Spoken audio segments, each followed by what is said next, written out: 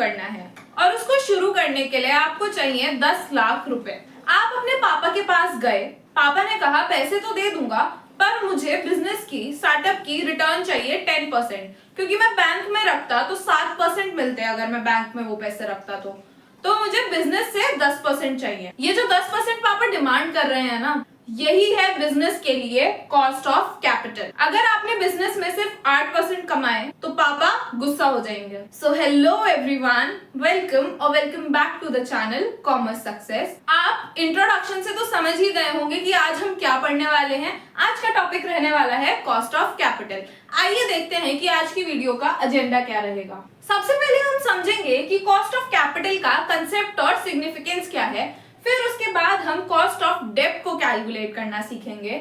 उसके बाद हम कॉस्ट ऑफ प्रेफरेंस शेयर्स को कैलकुलेट करना सीखेंगे एंड उसके बाद हम सीखेंगे कॉस्ट ऑफ इक्विटी और रिटेन्ड अर्निंग्स को कैलकुलेट करना एंड देन हम वेटेड एवरेज कॉस्ट को कैलकुलेट करना सीखेंगे, यानी कि वैक को कैलकुलेट करना सीखेंगे। इन सब को हम थ्योरेटिकली कंसेप्चुअली भी समझेंगे, इनके फॉर्मूलाज देखेंगे और एक न्यूमेरिकल की हेल्प से उस फॉर्मूला को वहीं के वहीं सॉल्व करके समझ लेंगे, right. And towards the end हमेशा की तरह एक क्विक रिविजन करेंगे, कुछ एमसीक्यू सॉल्व करेंगे जिससे जो भी हमने पढ़ा होगा उसका हमें रिवीजन हो जाएगा। हमारी यहीं के यहीं प्रैक्टिस टेस्ट हो जाएगी कि हमने जो थ्योरेटिकली पढ़ा क्या वो हम पेपर में पुट कर पाएंगे उस कंसेप्ट्स को। सो या without any further ado let's get started. चलो शुरू करते हैं एक मजेदार रियल फैक्ट से। दोस्तों, क्या आपको पता है कि दुनिया की सबसे बड़ी बड़ी कंपनीज जैसे कि एप्पल, रिलायंस या माइक्रोसॉफ्ट जब भी कोई नया प्रोडक्ट बनाती हैं, जैसे एप्पल ने आईफोन 16 या विजन प्रो बनाया, तो वो सिर्फ ये नहीं देखती हैं कि उन्हें कितना मुनाफा या प्रॉफिट दिख रहा है। वो सबसे पहले अपने फाइनेंस डिपार्टमेंट से एक सवाल पूछती हैं, क्या इस प्रोजेक्ट का रिटर्न हमारी लागत से ज्यादा है? अगर एप्पल को मार्केट से पैसा उठाने में 8% का खर्चा आ रहा है और उनका नया प्रोजेक्ट उनको सिर्फ 7% देगा, तो एप्पल उस प्रोजेक्ट को वहीं के वहीं उसी वक्त डस्टबिन में डाल देगा। Even if it makes millions of profits, it is still destroying the value. यही है आपका cost of capital. Plain language में बोले तो it is the minimum rate of return that a business must earn on it's investment so that its market value remains unchanged and its investors remains satisfied. Finance की दुनिया में इसके 3 बड़े popular नाम हैं, hurdle rate, cut off rate और discount rate. क्या क्या? हर्डल रेट, डिस्काउंट रेट और कट ऑफ रेट। तो क्या होता है cost of capital? A minimum rate of return a firm must earn on its investments to maintain the market value of its shares and satisfy the investors expectations. अगर आप इस hurdle को, hurdle rate, सही सुना ना, hurdle rate, अगर आप इस हर्डल को, इस दीवार को पार नहीं कर पाए तो आपका बिजनेस फ्लॉप है। कॉस्ट ऑफ कैपिटल का सिग्निफिकेंस 4 बड़ी जगह होता है, कैपिटल बजटिंग डिसीजंस में, कैपिटल स्ट्रक्चर डिसीजंस में, डिविडेंड पॉलिसी डिसीजंस में और परफॉर्मेंस इवैल्यूएशन में। कैपिटल बजटिंग डिसीजंस में कैसे? जब हम एनपीवी निकालते हैं तो इसी रेट पर कैश फ्लोज को डिस्काउंट करते हैं। ऐसे ये कैपिटल बजटिंग डिसीजंस में बड़ा रोल प्ले करता है।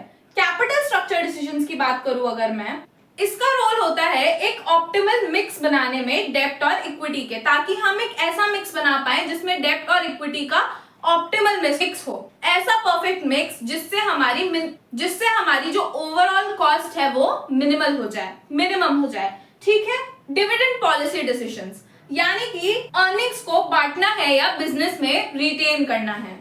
ये जो पर्टिकुलर डिसीजन होता है ये KE यानी कि cost of equity and KR यानी कि कॉस्ट ऑफ रिटेन्ड अर्निंग्स को कंपेयर करके लिया जाता है।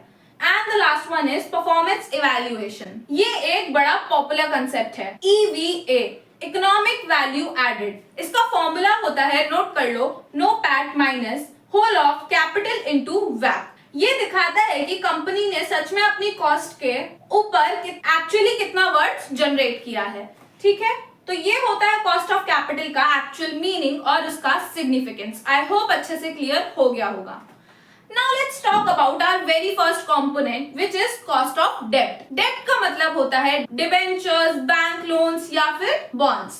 अब यहाँ पर तुमको एक सुनहरा नियम यानी कि एक गोल्डन रूल याद रखना है कि जो आपका इंटरेस्ट होता है वो टैक्स डिडक्टेबल होता है। इंटरेस्ट आपका एक टैक्स डिडक्टेबल एक्सपेंस है। जब एक कंपनी इंटरेस्ट पे करती है, इंटरेस्ट चुकाती है, तो जो उसका टैक्सेबल इनकम होता है वो कम हो जाता है, जिससे कंपनी का टैक्स बच जाता है। इस टैक्स बचत को हम कहते हैं टैक्स शील्ड। इसलिए फाइनेंस में हमेशा आफ्टर टैक्स कॉस्ट ऑफ डेब्ट कैलकुलेट करी जाती है। इसका बेसिक फॉर्मूला होता है केडी, यानी कि कॉस्ट ऑफ डेब्ट after tax is equal to KD before tax, cost of डेब्ट before tax multiply two whole of 1 minus T. ठीक है, एग्जाम में आपको दो तरह के डेब्ट मिलेंगे, इररिडीमेबल और रिडीमेबल डेब्ट। इररिडीमेबल डेब्ट आपका वो डेब्ट होता है जो कंपनी कभी वापस नहीं करेगी, यानी कि जो प्रिंसिपल अमाउंट होता है वो आपका कभी रीपे नहीं होगा, बस लाइफ टाइम इंटरेस्ट देती रहेगी। क्या क्या नाम होते हैं इसके? इररिडीमेबल और परपेचुअल डेट। इसका कोई मैच्योरिटी डेट नहीं है, ये कभी रीपे नहीं होगा, इंटरेस्ट चलता रहेगा फॉरएवर। फॉर्मूला लिखो इसका, KD is equal to I multiplied to the whole of 1 minus T upon NP। I का मतलब है यहाँ पर इंटरेस्ट, 1 minus T मतलब corporate tax, 1 minus the corporate tax divided by the net proceeds. NP मतलब net proceeds. Net proceeds कैसे निकलते हैं आपके? नेट प्रोसीड्स का मतलब होता है आपका फेस वैल्यू प्लस प्रीमियम और minus discount minus flotation cost if applicable. ठीक है, तो नेट प्रोसीड्स क्या होता है आपका? नेट प्रोसीड्स होता है फेस वैल्यू प्लस प्रीमियम और minus discount minus flotation cost if it applies. Okay, तो क्या होता है फॉर्मूला इररिडीमेबल डेब्ट का? KD cost of debt is equal to interest multiplied to 1 minus tax upon net proceeds। Okay, understood. अब बात करते हैं रिडीमेबल डेब्ट की। रिडीमेबल डेब्ट एक टाइम के बाद कंपनी को चुकाना पड़ेगा, से number of years n number of years के बाद कंपनी को चुकाना पड़ेगा, वो होता है रिडीमेबल डेब्ट। इसकी मैच्योरिटी डेट है, principal payment, principal amount repay किया जाता है एंड में। इसका फॉर्मूला थोड़ा लंबा है पर लॉजिकली समझो। पहले तो फॉर्मूला नोट करो, क्या है? कॉस्ट ऑफ डेब्ट is equal to interest multiply to 1 minus tax plus bracket में RV minus NP upon N is the number of years, whole upon bracket में RV plus NP divided by 2। RV क्या है आपका? Redeemable value, और NP आपका net proceeds. N है आपका period, the end date, the maturity date, the years to maturity. Numerator में हम हर साल का इफेक्टिव खर्चा लिख रहे हैं। क्या लिख रहे हैं हम न्यूमरेटर में? हर साल का इफेक्टिव खर्चा। इंटरेस्ट प्लस रिडेम्पशन पर जो नुकसान या फायदा हो रहा है उसे टोटल इयर्स में डिवाइड कर दिया। तो इंटरेस्ट प्लस जो रिडेम्पशन पर नुकसान या फायदा हो रहा है उसको हमने टोटल इयर्स से डिवाइड कर दिया, और डिनोमिनेटर में बस एवरेज इन्वेस्टमेंट ली है। तो समझ आ गया, न्यूमरेटर में हर साल का इफेक्टिव खर्चा और डिनोमिनेटर में एवरेज इन्वेस्टमेंट। तो formula is interest multiplied to 1 minus tax plus redeemable value minus net proceeds divided by the years number of years to maturity whole divided by redeemable value plus net proceeds divided by 2। चलो अब इस concept को थोड़ा एक numerical से पक्का करते हैं। क्वेश्चन नोट करो, XYZ Limited issues 10% debentures of ₹1000 each, 10% debentures of ₹100 each at 5% discount. किस पे इशू किया है? डिस्काउंट पे, 5% डिस्काउंट पे।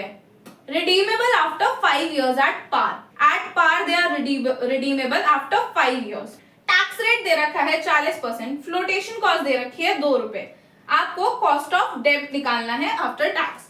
तो सबसे पहले तो आप क्या निकालो? आप अपनी नेट प्रोसीड्स निकालो। नेट प्रोसीड्स क्या होंगे आपके? इसमें ₹100 का डिबेंचर दे रखा है, डिस्काउंट 5% दे रखा है और फ्लोटेशन कॉस्ट दे रखा है। तो नेट प्रोसीड्स में प्रीमियम प्लस होता है या फिर डिस्काउंट माइनस होता है, तो यहाँ माइनस होगा। 100 में 5 और 2 माइनस होगा, तो 93 आपका नेट प्रोसीड्स आ जाएगा। उसके बाद आप क्या करोगे? रिडीमेबल वैल्यू क्या होगी आपकी? एट पार दे रखी है, ₹100 रिडीम होंगे, एट पार रिडीम होंगे। इशू तो डिस्काउंट पे हुए हैं बट रिडीम साफ साफ लिखा हुआ है, 5 साल बाद एट पार रिडीम होंगे, विच इज 100। ठीक है, अब हमारे पास सब कुछ है। हमारा टैक्स रेट दे रखा है 40%, हमारा इंटरेस्ट दे रखा है 10%, हमारा इंटरेस्ट 10% दे रखा है। तो अब आप इंटरेस्ट निकाल लो।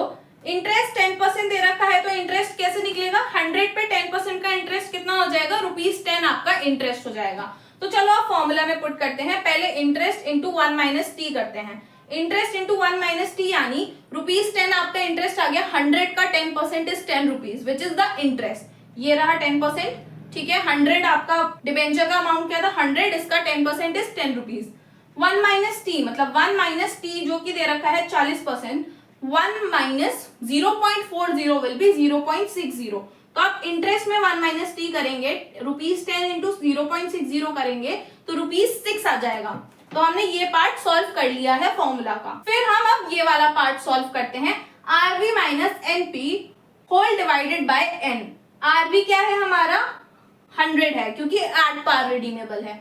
100 माइनस नेट प्रोसीड्स कितना निकला हमारा 93 माइनस 93 और हमारा रिडीमेबल कितने सालों के बाद दे रखा है 5 सालों के बाद डिवाइडेड बाय 5।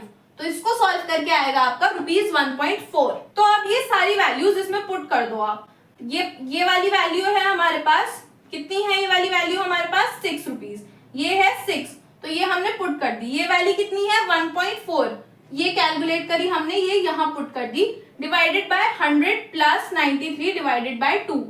तो ये आपका पूरा फॉर्मूला में पुट कर दी वैल्यूज, तो कैलकुलेट करके आंसर आएगा आपका 7.67%। आई होप आपको समझ आ गया होगा कि कैसे होती है इसकी कैलकुलेशन।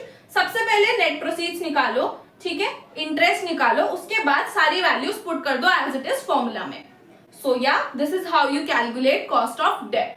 आई होप क्लियर हो गया होगा अच्छे से। अब बढ़ते हैं हमारे अगले कंपोनेंट पे, कॉस्ट ऑफ प्रेफरेंस शेयर्स यानी कि KP। यहाँ पर आता है हमारा सबसे बड़ा एग्जाम ट्रैप। स्टूडेंट्स सोचते हैं कि सिंस कॉस्ट ऑफ डेब्ट और कॉस्ट ऑफ प्रेफरेंस शेयर का फॉर्मूला ऑलमोस्ट सेम है तो दोनों का टैक्स ट्रीटमेंट भी सेम ही होता होगा। कान खोलकर सुन लो, प्रेफरेंस शेयर डिविडेंड कंपनी अपने आफ्टर टैक्स प्रॉफिट्स पर से देती है। प्रेफरेंस शेयर का जो डिविडेंड होता है वो कंपनी बांटती है आफ्टर टैक्स वाले प्रॉफिट पे से, प्रॉफिट आफ्टर टैक्स को बांटती है, ठीक है। It is appropriation of profits. वो टैक्स पे कर चुकी है, टैक्स ऑलरेडी कट चुका है, उसके बाद वाली इनकम पे करती है डिविडेंड की तरह पे, उस तरीके डिविडेंड में बांटी जाती है आफ्टर टैक्स वाली इनकम। तो इस पर डिविडेंड पर गवर्नमेंट कोई छूट नहीं देती है, इसलिए प्रेफरेंस शेयर के फॉर्मूला में कभी भी 1 माइनस टी का यूज नहीं होता है, ठीक है, याद रहेगा। प्रेफरेंस शेयर के फॉर्मूला में कभी भी 1 माइनस टी का यूज नहीं होता है। अगर एग्जाम में टैक्स रेट दे भी रखा है तो तुम्हें 1 माइनस टी नहीं करना है, क्योंकि आफ्टर टैक्स वाली इनकम दी जाती है एज अ डिविडेंड, तो गवर्नमेंट ने कोई छूट नहीं दी है टैक्स पर, ठीक है, याद रहेगा। डेब्ट के केस में इंटरेस्ट टैक्स डिडक्टेबल होता है, इसलिए वहां ट्रीटमेंट होता है 1 माइनस टी का, यहाँ नहीं होता है, याद रहेगा। आई होप रहेगा। चलो तो आप फॉर्मूलाज नोट करो। सबसे पहले है इररिडीमेबल प्रेफरेंस शेयर्स का फॉर्मूला विच इज KP यानी कि cost of preference shares is equal to PD upon NP यानी कि annual preference dividend divided by the net proceeds. Type 2 है आपका रिडीमेबल प्रेफरेंस शेयर्स। इसका क्या फॉर्मूला होता है, cost of preference share is equal to preference dividend plus redeemable value minus net proceeds upon the number of years whole divided by RV plus NP divided by 2, ठीक है, पीछे वाले जैसा formula है, बस इंटरेस्ट इंटू 1 माइनस टी की जगह आपका PD आ गया है, ठीक है, याद रहेगा। गलती से भी इसमें 1 माइनस टी नहीं करना है। चलो अब इसका भी एक न्यूमेरिकल लगा लेते हैं ताकि दिमाग में ये भी सेट हो जाए। करो question note, ABC limited issues 12% preference shares of ₹100 each eight 95, discount पे किए हैं इशू 95 रुपीज के, ठीक है। Redeemable after 10 years, time period 10 साल का दे रखा है, रिडीमेबल वैल्यू 110 दे रखी है, ठीक है, प्रीमियम पर रिडीम हो रहे हैं। फ्लोटेशन कॉस्ट 3 रुपए दे रखी है, आपको कॉस्ट ऑफ प्रेफरेंस शेयर निकालना है। अब रिडीमेबल वैल्यू दे रखी है मतलब रिडीमेबल प्रेफरेंस शेयर निकालना है ऑब्वियसली।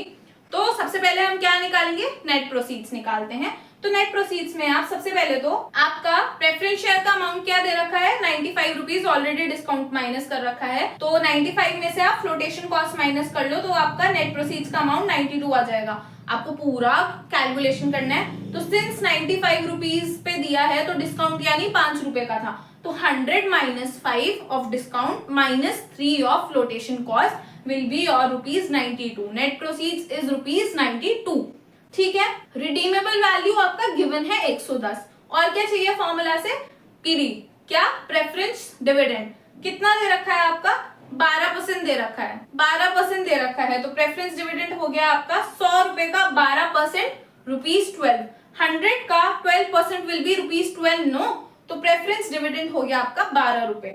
पीडी आ गया, एनपी आ गया, आरवी आ गया।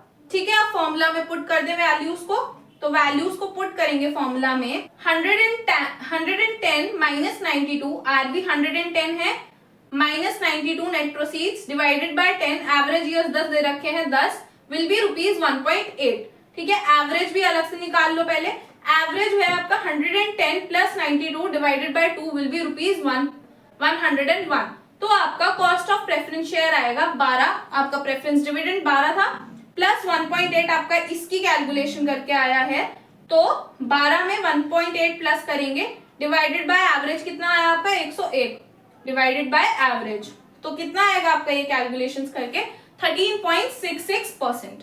ओके, तो आई होप आपको क्लियर हो गया होगा, फॉर्मूलाज याद हो गए होंगे, कंसेप्चुअली क्लियर हो गया होगा, और टैक्स वाली बात अच्छे से याद रखना। अब बात करते हैं कंपनी के असली मालिकों की, यानी कि कॉस्ट ऑफ इक्विटी। कुछ लोग सोचते हैं कि इक्विटी पर ना तो कोई इंटरेस्ट फिक्स्ड है ना कोई डिविडेंड फिक्स्ड है, तो इक्विटी तो फ्री होती है। ये सबसे बड़ी गलतफहमी है। इक्विटी इन्वेस्टर्स सबसे ज्यादा रिस्क लेते हैं, क्योंकि अगर कंपनी डूबी तो सबसे आखिरी में जो बचा कुचा पैसा होता है वो मिलता है उन लोगों को, इसलिए उनकी जो एक्सपेक्टेड रेट ऑफ रिटर्न होती है वो भी सबसे ज्यादा हाई होती है, और वही कंपनी की कॉस्ट बनती है। इसके दो सबसे पॉपुलर मॉडल्स हैं, एक है डिविडेंड ग्रोथ मॉडल यानी कि गॉर्डन मॉडल, और दूसरा है कैपम approach, capital asset pricing model. ये हमने प्रीवियस वीडियो में किया था ऑलरेडी।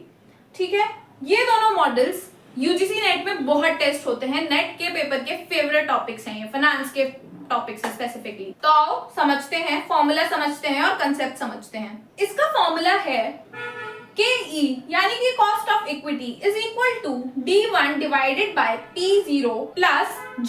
D1 P0 G क्या है ये सब? D1 होता है आपका नेक्स्ट ईयर का एक्सपेक्टेड डिविडेंड। तो हाँ, यहाँ पर जो आपका करंट डिविडेंड दे रखा होता है वो नहीं आता है इस फॉर्मूला में, तो आपको पहले D1 कैलकुलेट करना पड़ता है, तब आप इस फॉर्मूला में आगे बढ़ सकते हैं। तो D1 का फॉर्मूला होता है, यानी कि नेक्स्ट ईयर के एक्सपेक्टेड डिविडेंड का फॉर्मूला होता है D0 into 1 plus growth 1 plus G। तो आप करंट डिविडेंड को मल्टीप्लाई करते हैं 1 प्लस ग्रोथ रेट से, तो आपका नेक्स्ट ईयर का एक्सपेक्टेड डिविडेंड आता है। फिर आप उसको डिवाइड करते हैं करंट मार्केट प्राइस से, P0 का मतलब है करंट मार्केट प्राइस। आप नेक्स्ट ईयर के एक्सपेक्टेड डिविडेंड को डिवाइड करते हैं करंट मार्केट प्राइस से और उसको होल को प्लस करते हैं ग्रोथ से, तो आता है आपका cost of equity according to the dividend growth model, यानी कि गॉर्डन मॉडल का फॉर्मूला है ये। ओके, और अगर क्वेश्चन में आपको नेट प्रोसीड्स दे रखी हैं आपके करंट मार्केट प्राइस की जगह, यानी कि P0 की जगह आपके नेट प्रोसीड्स गिवन है, तो फॉर्मूला हो जाता है cost of equity is equal to expected dividend of next year divided by the net proceeds plus growth rate. Okay, next है आपका कैपम अप्रोच। ये मैंने प्रीवियस वीडियो में बहुत अच्छे से समझाया था, आई होप समझ आ गया होगा। फिर भी फॉर्मूला रिवाइज कर लो। क्या था फॉर्मूला आपका? रिक्वायर्ड रेट ऑफ रिटर्न यानी कि cost of equity is equal to risk free rate plus beta which was your systematic risk of a stock. किसका सिस्टमैटिक, किसका रिस्क? एक स्टॉक का, एक पर्टिकुलर स्टॉक का risk multiplied to the RM minus RF which was your market risk premium. RM minus RF का मतलब होता है मार्केट रिस्क प्रीमियम। RM मतलब एक्सपेक्टेड मार्केट रिटर्न और RF मतलब रिस्क फ्री रेट। तो आई होप आपको ये फॉर्मूला याद होगा प्रीवियस वीडियोस। एंड इसी स्लाइड में बात कर लेते हैं कॉस्ट ऑफ रिटेन्ड अर्निंग्स की, यानी कि KR। कंपनी जो मुनाफे का पैसा शेयर होल्डर्स को नहीं बांटती है और अपने पास रख लेती है, उसको हम रिटेन्ड अर्निंग्स कहते हैं। इसकी कॉस्ट क्या होती है? इसकी कॉस्ट होती है अपॉर्चुनिटी कॉस्ट। क्या? Opportunity cost. अगर कंपनी ये पैसा अपने पास ना रखती और शेयर होल्डर्स को दे देती, तो शेयर होल्डर्स उसको कहीं और इन्वेस्ट करते और इन्वेस्ट करके कॉस्ट ऑफ इक्विटी जितना रिटर्न कमा लेते। इसलिए conceptually KR is equal to KE।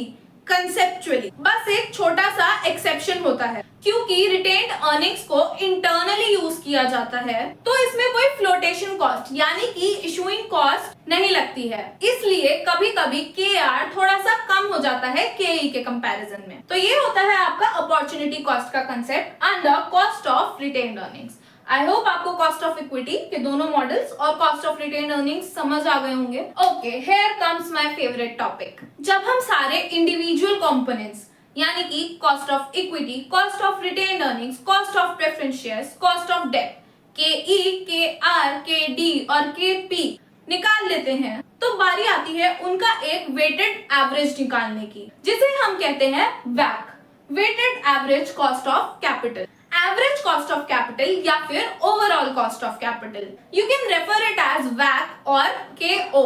WACC के लिए आपके दो तरह के रेट्स यूज होते हैं, एक होता है बुक वैल्यू वेट्स और एक होता है market value weight. Book value weights वो होते हैं जो हमारी बैलेंस शीट में हिस्टोरिकल रेट्स पर लिखे हुए होते हैं, और वेयरएज मार्केट वैल्यू वेट्स वो वेट्स होते हैं जो एक्चुअल करंट मार्केट वैल्यू पर आधारित होते हैं। ये आपके एक्चुअल करंट मार्केट वैल्यू पर आधारित हैं, ये आपके हिस्टोरिकल रेट्स होते हैं जो कि बैलेंस शीट में मेंशन्ड होते हैं। ठीक है, इसका बुक वैल्यू वेट्स का एडवांटेज होता है कि ये इजीली अवेलेबल होते हैं और ये स्टेबल वेट्स होते हैं, वेयरएज जो आपके मार्केट वैल्यू वेट्स होते हैं वो ज्यादा एक्यूरेट होते हैं क्योंकि वो आपकी ट्रू कॉस्ट को रिफ्लेक्ट कर रहे हैं।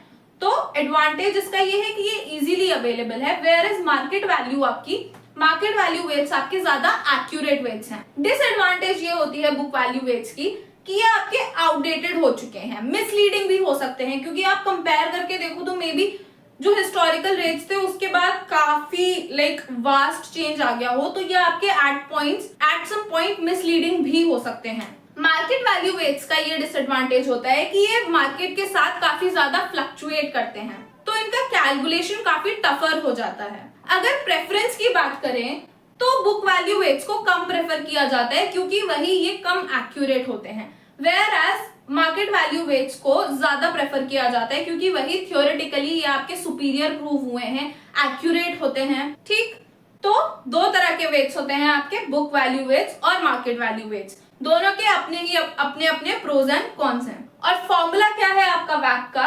हर इंडिविजुअल कॉस्ट को आप उसके वेट से मल्टीप्लाई करके जब ऐड कर देते हैं उन सबको साथ में, तो आपका weighted average cost of capital आ जाता है। क्या कर रहे हैं आप इंडिविजुअल कॉस्ट को उसके वेट से मल्टीप्लाई कर रहे हैं और उन सबको साथ में ऐड कर देते हैं, तो आपका WACC आ जाता है। चलो एक न्यूमेरिकल से समझते हैं इसको। सबसे पहले क्वेश्चन नोट कर लो।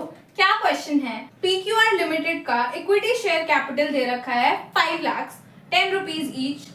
ओके, प्रेफरेंस शेयर हैं 12% के प्रेफरेंस शेयर्स हैं 2 लाख दे रखा, 14% debentures 3 lakh rupees. Market price of equity दे रखा है 15 rupees, market price of equity. Last dividend दे रखा है यानी कि D0 का वैल्यू दे रखा है ₹2। ग्रोथ रेट दे रखा है G 8% और टैक्स रेट दे रखा है 30%। सो फर्स्ट थिंग्स फर्स्ट, आप सबसे पहले इंडिविजुअल कॉस्ट निकाल लो। सबसे पहले कॉस्ट ऑफ इक्विटी निकालते हैं क्योंकि उसका फॉर्मूला बिल्कुल अभी देखा था। तो कॉस्ट ऑफ इक्विटी का फॉर्मूला क्या था? D1 upon P0 plus G। ठीक है, यही था। तो पर D1 निकालने के लिए हमें क्या चाहिए था? D1 के लिए हमको D0 को मल्टीप्लाई करना था 1 प्लस ग्रोथ में। तो D0 हमारा कितना दे रखा है? 2 रुपए दे रखा है। ग्रोथ रेट कितना दे रखा है? 8% दे रखा है। ठीक है, तो 2 into 1 plus 0.8 which means 2 into 1.08 is equal to ₹2.16। तो आपका एक्सपेक्टेड नेक्स्ट ईयर का डिविडेंड आ गया 2.16। P0 क्या गिवन है आपका क्वेश्चन में? बताओ क्या था P0? Market price of equity given है ₹15। डायरेक्ट फॉर्मूला में पुट करो D1 upon P0 plus G, यानी कि 2.16 upon 15 plus 0.08 is equal to 14.4% plus 8%। इसको परसेंट में लिख लो since we have calculated this as percent, तो इट विल बी 22.4%। राइट, तो आपका कॉस्ट ऑफ इक्विटी आ गया है 22.4%। अब हमको कॉस्ट ऑफ प्रेफरेंस शेयर निकालना है। क्या हमारा प्रेफरेंस शेयर इररिडीमेबल है या रिडीमेबल है? क्या हमारे पास कोई भी इंफॉर्मेशन है जिससे हमें पता चले कि वो रिडीमेबल है? नहीं, कुछ नहीं गिवन है, हमें सीधा सीधा बस 12% प्रेफरेंस शेयर दे रखा है 2 लाख की वैल्यू का। ओके, हमें सीधा सीधा बस 12% प्रेफरेंस शेयर दे रखा है। तो क्या था कॉस्ट ऑफ प्रेफरेंस शेयर का formula? PD divided by NP। तो क्या होगा इसका net proceeds? PD upon net proceeds. Net proceeds भी आपके डायरेक्ट एट पार वाली वैल्यू हो जाएगी, क्योंकि हमारे पास ना तो कोई डिस्काउंट गिवन है, ना ही हमारे पास कोई प्रीमियम गिवन है, और ना कोई फ्लोटेशन कॉस्ट गिवन है। तो very simple, PD upon NP कर देंगे डायरेक्ट। 12% है, 12 अपॉन 100 विल बी योर 12%। ठीक है। कॉस्ट ऑफ डेट क्या हो जाएगी आपकी? कॉस्ट ऑफ डेट के केस में भी क्या हमें कुछ रिडेम्पशन वाला दे रहा, क्या हमें कुछ मैच्योरिटी डेट गिवन है? डेट के केस में भी नहीं गिवन है। इसका मतलब ये भी इररिडीमेबल वाला फॉर्मूला लगेगा। तो क्या था KD आफ्टर टैक्स वाला formula? Interest into 1 minus T upon net proceeds. तो आपका इंटरेस्ट है 14%, तो 14 इंटू टैक्स रेट दे रखा है 30%, 1 माइनस 30% विल बी योर 70%। तो 14 into 0.70 divided by 100 will be 9.8 divided by 100 is equal to 9.8%। तो आपके cost of equity 22.4%, cost of preference share 12% और कॉस्ट ऑफ डेट 9.8% आ गया है। अब हम क्या करेंगे, इन सबको इनके वेट्स में मल्टीप्लाई करके उनको आपस में ऐड कर देंगे। तो ये एक टेबल के थ्रू करते हैं, पर उससे पहले वेट्स क्या होंगे ये देख लीजिए। सिंस आपका कैपिटल दे रखी है 5 लाख इक्विटी की, 2 लाख प्रेफरेंस की और 3 लाख डिबेंचर की, तो आपकी टोटल कैपिटल 10 लाख हो गई। टोटल कैपिटल क्या है? 5 लाख, 3 लाख और 2 लाख को ऐड करके 10 लाख। तो इक्विटी के केस में 5 lakh divided by 10 lakh will be your 0.50। तो ये इक्विटी का वेट हो गया। प्रेफरेंस शेयर्स के केस में 2 lakh divided by 10 lakh will be 0.20, ये प्रेफरेंस शेयर का वेट हो गया। डिबेंचर्स के केस में 3 lakh divided by 10 lakh will be 0.30। ठीक है, ऐड करके टोटल वेट विल बी 1। तो अब कैलकुलेशन समझ लेते हैं। एक सिंपल सी टेबल बना लो ताकि इजीली समझ आ जाए। Source, amount, weight, cost and weight into cost. ठीक है, इक्विटी की अमाउंट है 5 लाख, वेट आ गया 0.50, इसकी कॉस्ट हमने पीछे निकाली 22.4%, तो इसका वेट इनटू कॉस्ट करके आएगा 11.2%। प्रेफरेंस शेयर की अमाउंट है 2 लाख, वेट आया 0.20, इसकी कॉस्ट अभी हमने पीछे निकाली 12%, वेट इनटू कॉस्ट करके आया 2.4%। डिबेंचर्स की अमाउंट है 3 लाख, वेट दे रखा है 0.30, कॉस्ट आई 9.8%, पीछे कैलकुलेट करी अभी हमने, इन दोनों को मल्टीप्लाई करके आएगा 2.94%। वैक क्या होता है? इन तीनों का एडिशन होगा आपका वैक। ठीक है, तीनों को ऐड करेंगे तो 16.54% आएगा, which is your weighted average cost of capital. तो क्या समझ आए हमें स्टेप्स वैक के कैलकुलेशन के? सबसे पहले आप इंडिविजुअल कॉस्ट कैलकुलेट करेंगे, वेट्स फाइंड आउट करेंगे, उनको वेट्स और कॉस्ट को आपस में मल्टीप्लाई करेंगे एंड देन उनका सम कर देंगे, तो आपका वैक आ जाएगा। तो आई होप आपको क्लियर हो गया होगा कैसे हम इंडिविजुअल कॉस्ट डिटरमाइन करते हैं और कैसे फिर हम उनका weighted average cost of capital निकालते हैं। अब आते हैं उस टॉपिक पर जहां से सबसे ज्यादा असर्शन और रीजनिंग के क्वेश्चंस आते हैं नेट के paper. Factors affecting the cost of capital. इसको हम 2 भागों में बांट सकते हैं। एक होते हैं एक्सटर्नल फैक्टर्स जो कि आपके अनकंट्रोलेबल होते हैं, मार्केट ड्रिवन होते हैं, और दूसरे होते हैं इंटरनल फैक्टर्स जो कि एक फर्म कंट्रोल कर सकता है। These are controllable. पहले एक्सटर्नल फैक्टर्स को समझते हैं। सबसे पहले है आपका मार्केट कंडीशंस एंड इंटरेस्ट। अगर देश में RBI इन्फ्लेशन को कंट्रोल करने के लिए रेपो रेट्स बढ़ा देती है तो मार्केट में ओवरऑल रेट्स बढ़ जाते हैं। इससे रिस्क फ्री रेट यानी कि RF बढ़ जाता है और ऑटोमेटिकली इससे इक्विटी और डेब्ट दोनों की कॉस्ट बढ़ जाती है। ठीक है, समझ आ गया? तो ये एक एक्सटर्नल फैक्टर है, इसको एक कंपनी कंट्रोल नहीं कर सकती है। फिर है आपका कॉर्पोरेट टैक्स। ये बड़ा इंटरेस्टिंग फैक्टर है। अगर गवर्नमेंट कॉर्पोरेट टैक्स रेट को बढ़ा देती है तो कंपनी का जो इंटरेस्ट पर टैक्स बचत होती है यानी कि टैक्स शील्ड, वो भी बढ़ जाता है। कॉन्सिक्वेंशियली जो KD होता है आफ्टर टैक्स वो कम हो जाता है, जो वैक को weighted average cost of capital को नीचे ले जाता है। So higher tax is equal to lower cost of डेप्ट। And the last one is market risk premium, यानी कि RM माइनस RF। अगर स्टॉक मार्केट में बहुत उथल पुथल है, वोलेटिलिटी है, तो जो इन्वेस्टर्स हैं वो ज्यादा रिस्क प्रीमियम डिमांड करते हैं। तो कैपम मॉडल के according higher risk premium directly increases the KE, the cost of equity, the required rate of return. Now let's discuss the internal factors which can be controlled by the firm. सबसे पहले है आपका capital structure की policy. अगर company अपने capital structure में सस्ते डेब्ट का कंपोनेंट बढ़ाती है तो शुरुआत में उसका जो weighted average cost of capital होता है वो नीचे आता है, लेकिन एक लिमिट के बाद ज्यादा डेट लेने से रिस्क बढ़ जाता है, जिससे इक्विटी शेयर्स की कॉस्ट बढ़ने लगती है। ठीक है, This is how capital structure mix affects the cost of capital. If I talk about dividend policy, अगर company high dividend pay outs देती है और रिटेन अर्निंग्स कम करती है तो फर्म को नए इक्विटी शेयर्स इशू करने पड़ते हैं, और नए इक्विटी के साथ आते हैं फ्लोटेशन कॉस्ट, जो आपकी कॉस्ट ऑफ कैपिटल को बढ़ा देती है। And the last is investment या फिर रिस्क पॉलिसी। अगर एक कंपनी एक ऐसी नई इंडस्ट्री या हाई रिस्क प्रोजेक्ट में इन्वेस्ट कर रही है जो उसके रेगुलर बिजनेस से बिल्कुल अलग है, जैसे एक IT कंपनी स्टील का प्लांट खोल ले, तो जो इन्वेस्टर्स हैं उनका रिस्क परसेप्शन बढ़ जाएगा और उनकी जो रिक्वायर्ड रेट ऑफ रिटर्न होगी यानी कि KE वो भी बढ़ जाएगी। तो आप कहाँ इन्वेस्ट कर रहे हैं ये भी आपके WACC को काफी इफेक्ट करता है। तो क्या है हमारे इंटरनल फैक्टर्स जिनको कंट्रोल किया जा सकता है? कैपिटल स्ट्रक्चर का मिक्स क्या रखना है, डिविडेंड पॉलिसी क्या रखनी है, और इन्वेस्टमेंट रिस्क पॉलिसी क्या रखनी है। ठीक है, ये सब आपका अफेक्ट करते हैं weighted average cost of capital को। और कुछ एक्सटर्नल फैक्टर्स जो हमारे कंट्रोल में नहीं है, उसमें आते हैं मार्केट के कंडीशंस या फिर इंटरेस्ट रेट्स, कॉर्पोरेट टैक्स के रेट्स और आपका मार्केट रिस्क का प्रीमियम भी। ये सब आपके फैक्टर्स हैं जो अफेक्ट करते हैं आपके WACC को। आ गया हमारा क्विक रिविजन टेबल, जिसमें आपके कंपोनेंट्स, टाइप्स, फॉर्मूलाज, उनका छोटा सा की नोट जो उनको डिफाइन कर रहा है, सब कुछ एक ही स्लाइड में एक ही बार में रिवीजन कर लेते हैं। कॉस्ट ऑफ डेब्ट इररिडीमेबल का फॉर्मूला होता है KD, interest multiplied to 1 minus T divided by net proceeds.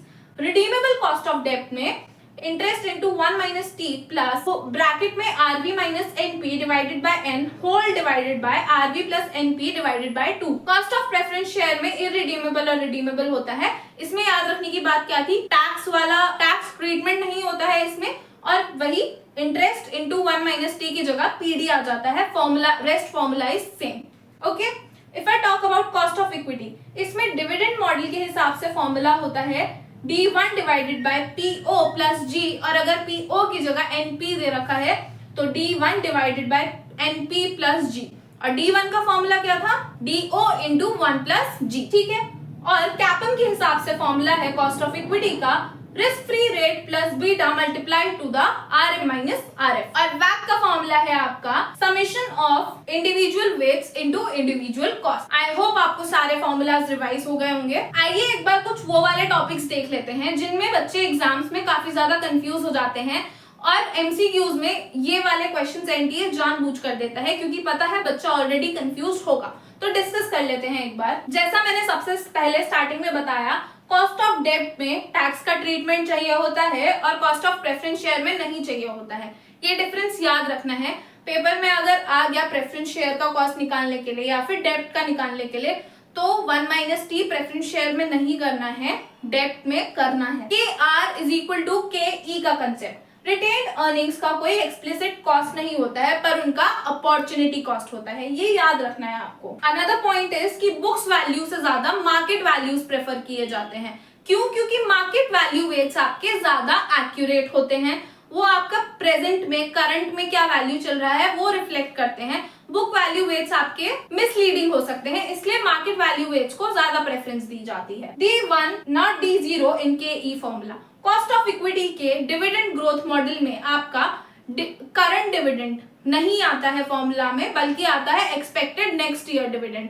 तो एक्सपेक्टेड नेक्स्ट ईयर डिविडेंड का फॉर्मूला क्या होता है, current dividend multiply two the 1 plus growth rate. I hope आपको क्लियर हो गए होंगे ये जो कॉमन मिस्टेक्स आप एग्जाम्स में कर देते हैं। तो चलो करते हैं कुछ MCQs। A company issues 10% debentures of ₹100 each at पार।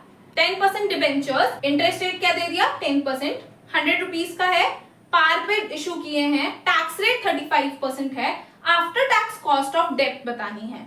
तो आपको डेट निकालना है, कॉस्ट ऑफ डेट निकालना है, रिडीमेबल वैल्यू या रिडीमेबल टाइम नहीं गिवन है तो मतलब इररिडीमेबल है आपका डेट। तो बताओ इररिडीमेबल कॉस्ट ऑफ डेट का फॉर्मूला क्या था, सबसे पहले तो वो बताओ। Interest into 1 - t upon net proceeds.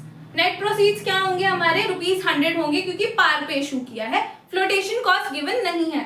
Tax rate क्या है 35%, तो 1 - t विल बी 1 - 0.35। इंटरेस्ट क्या है आपका 10% दे रखा है, 100 का 10% विल बी ₹10। तो ₹10 multiplied to 1 - 0.35 divided by ₹100। Calculate करो और बताओ ऑप्शंस में से क्या आंसर आएगा। The correct answer will be 6.5%. And one more thing while calculating these questions in exam is कि आप अगर हो सकता है कि आपका 6.5 की जगह कैलकुलेशन करके 6.7 या कुछ और आता तो आप नियरेस्ट ऑप्शन को मार्क करेंगे। आई होप ये तो कॉमन सेंस है, सब यही करते होंगे, but still I am informing you कि अगर ये 6.7 होता तो यहाँ पे नियरेस्ट ऑप्शन 6.5 होता उस। चलो नेक्स्ट क्वेश्चन करते हैं। Which of the following statements about cost of preference shares versus cost of debt is correct. इनमें से कौन सा statement cost of preference shares versus cost of debt के लिए सही है। ये तो बिना ऑप्शंस पढ़े ही तुम्हें पहले कमेंट करना है कि क्या है। चलो पढ़ लेते हैं। Both KP and KD require adjustment for tax rate, do they? I don't think so. Neither KP nor KD requires tax adjustment. Okay, दोनों को ही नहीं चाहिए। Let's see. Only KD is adjusted for tax, KP is not, because preference dividends are not tax deductible. मेरे हिसाब से तो C option सही है, जो मुझे पता है। Only KP is adjusted for tax, KD is not. Okay, इसने उल्टा बोल दिया। बताओ क्या सही आंसर होगा। मैंने बहुत जोर देके ये बात पढ़ाई है, तो करेक्ट आंसर देना। So yeah the correct answer will be option C. KP में टैक्स ट्रीटमेंट नहीं होता है, केडी में होता है। केपी आपका प्रॉफिट आफ्टर टैक्स के बाद डिविडेंड्स दिए जाते हैं केपी में। मतलब कि जो प्रेफरेंस शेयर्स होते हैं, जो डिविडेंड्स दिए जाते हैं प्रेफरेंस शेयर में, वो प्रॉफिट आफ्टर टैक्स, जो आपका टैक्स के बाद का प्रॉफिट होता है, उसमें से दिए जाते हैं। ठीक है। Next question is a companies current market price is ₹50। Company का करंट मार्केट प्राइस ₹50 है। लास्ट डिविडेंड पेड दे रखा है ₹3, D0 दे रखा है। Dividends are expected to grow at 6%, growth rate दे रखा है 6%। कॉस्ट ऑफ इक्विटी निकालनी है डिविडेंड ग्रोथ मॉडल के हिसाब से। क्या फॉर्मूला होती है, पहले तो D1 निकालोगे आप, D0 into 1 + G। D0 is 3, G दे रखा है 6%, मतलब 1 + 0.06% करेंगे आप, तो 1.06 को मल्टीप्लाई करेंगे ₹3 से, तो आपका D1 आ जाएगा। और करंट मार्केट का प्राइस ₹50 दे रखा है, तो आपका KE यानी कॉस्ट ऑफ इक्विटी का फॉर्मूला क्या था, D1 अपॉन P0 + G। तो D1 आ गया आपका 3 इंटू 1.06 अपॉन P0 है 50 प्लस 0.06। बताओ क्या होगा इनमें से कैलकुलेट करके। सो या इट विल बी 12.36%।